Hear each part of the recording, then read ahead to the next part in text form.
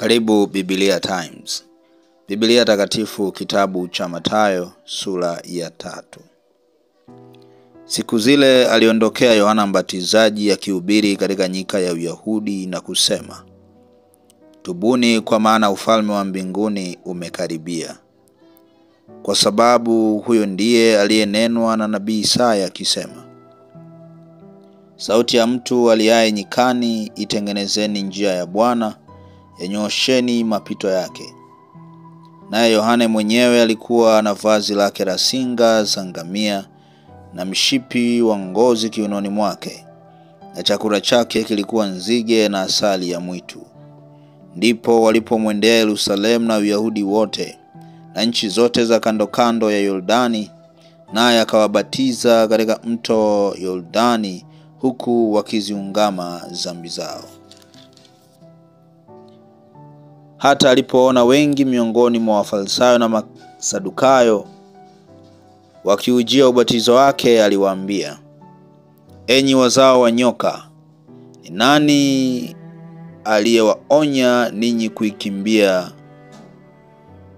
hasira itakayokuja? Basi zaeni matunda yapasayo toba, wala msiwaze mioyoni mwenu kwamba tunaye baba ndiye Ibrahimu. Kwa maana nawaambia ya kwamba Mungu aweza katika mawe haya kumwinulia Ibrahimu watoto. Na shoka limekwisha kuwekwa penye mashina ya miti, basi kila mti usiozaa matunda mazuri hukatwa na kutupwa motoni. Kweli mimi nawabatiza kwa maji kwa ajili ya toba, bali yeye ajaye nyuma yangu ana nguvu kuliko mimi, wala sistahili hata kuvichukua viatu vyake. Yeye atawabatiza kwa Roho Mtakatifu na kwa moto, ambaye pepeto lake li mkononi mwake. Naye atausafisha sana uwanda wake na kuikusanya ngano yake ghalani, bali makapi atayateketeza kwa moto usiozimika. Wakati huo Yesu akaja kutoka Galilaya mpaka Yordani kwa Yohane ili abatizwe.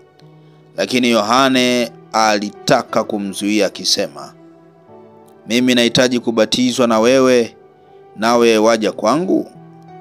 Yesu akajibu akamwambia, kubali hivi sasa, kwa kuwa ndivyo itupasavyo kuitimiza haki yote. Basi akamkubali. Na Yesu alipokwisha kubatizwa, mara akapanda kutoka majini, na tazama mbingu zikamfunukia. Akamwona Roho wa Mungu akishuka kama hua, akija juu yake. Na tazama sauti kutoka mbinguni ikisema, huyu ni mwanangu mpendwa wangu ninayependezwa naye.